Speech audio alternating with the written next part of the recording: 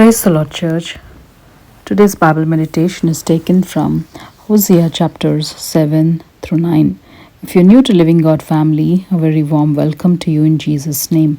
Hope this video will be a blessing to you as you hear and listen to the thoughts as we read through the Bible together.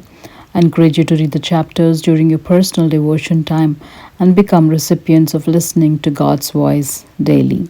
Hosea chapter 7 verses 14 through 16. They did not cry out to me with their heart when they wailed upon their beds. They assemble together for grain and new wine. They rebel against me. Though I disciplined and strengthened their arms, yet they devise evil against me. They return, but not to the Most High. They are like a treacherous bow. Their princes shall fall by the sword, for the cursings of their tongue. This shall be their derision in the land of Egypt.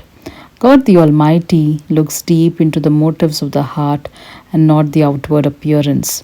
Israelites remembered God for blessings and physical satisfaction, but spiritually their hearts were not connected to God.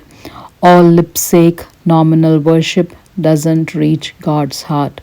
God is looking for worshippers with utmost surrenderance in truth that is possible only through Jesus Christ. May we enter into God's presence, be clothed in Christ's righteousness, cleansed with Christ's precious blood, and offer our worship in truth.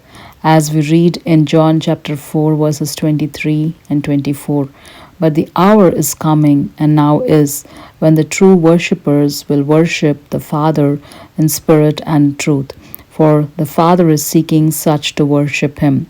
God is spirit, and those who worship him must worship in spirit and truth.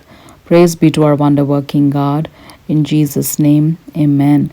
Thank you for the privilege of your time in watching the videos and being part of Living God community.